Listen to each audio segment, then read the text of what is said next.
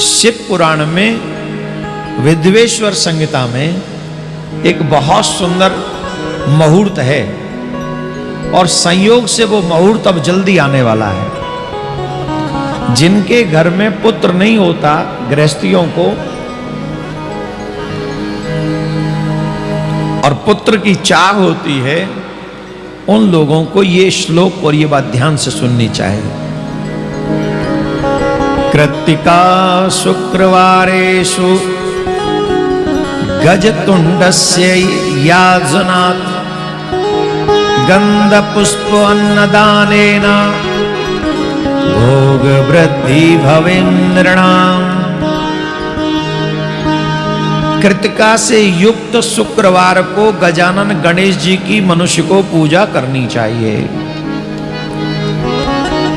कृतिका से युक्त शुक्रवार को गणेश जी की पूजा करनी चाहिए तथा गंध पुष्प एवं अन्न मनुष्य उनको भेंट करे, गणेश जी को भेंट करे, दूर्वा भेंट करे, अन्न भेंट करे, पुष्प भेंट करे। इससे उस मनुष्य के जीवन में सुख समृद्धि की वृद्धि होती है। और उस दिन सोना चांदी आदि दान करने से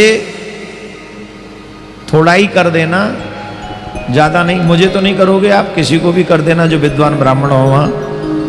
उस दिन गणेश जी का स्पर्श करके जो मनुष्य थोड़ा सा सोना अथवा चांदी किसी को दान कर देता है, तो वो स्त्री बंध्या ही क्यों न हो, बांझ ही क्यों न हो, उसे भी उत्तम पुत्र की प्राप्ति होती है।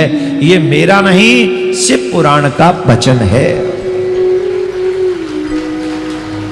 किसका वचन है? शिव पुराण का वचन है। और ये श्लोक शिव पुराण में ही विद्वेश्वर संहिता में है। कृतिका से युक्त शुक्रवार को गणेश जी की पूजा करनी चाहिए। और परसों जो शुक्रवार आने वाला है वो शुभ लक्षण परसों बन रहा है, ये हम आपको बता रहे हैं। क्या पता किसी के घर में एक उत्तम पुत्र की प्राप्ति हो जाए और भैया जाके घर में है जाए, वो सोनो चांदी तो का हुआ दान कर दियो, पर उसको लेकर फिर प्रिया कांजू के मंदिर में आना और अगली साल जब श्रावण उत्सव हो तो फिर उसे लेके आना और अपने हाथों से पार्थिव शिवलिंग बनवाना, जिससे और भी गणेश जी प्रसन्न हो जाए। बोलो राधे राधे। अब तक हम लोग 21 लाख प्लस पार्थिव शिवलिंगों का निर्माण कर चुके हैं और उनका अभिषेक, उनका विसर्जन कर चुके हैं। हम प्रिया कांजू से, बाबा महादेव से प्रार्थना करते हैं, जिसने जिस भाव को लेकर इस मनोरथ को किया हो, सेवा की हो, महादेव ऐसी कृपा करें, प्रिया कांजू सरकार ऐसी कृपा करें। दोनों का नाम क्यों ले रहे हैं? क्योंकि पूरा अनुष्ठान महादेव का था और स्थान प्रिया कांजू का था, तो दोनों का ही दायित्व बनता है कि आप दोनों मिलकर हम सबके मनोरथ को सिद्ध करें, जिससे ये मानव आगे भी बढ़ चढ़कर आपकी सेवा में लगा रहे। दोनों की ड्यूटी बनती है ना।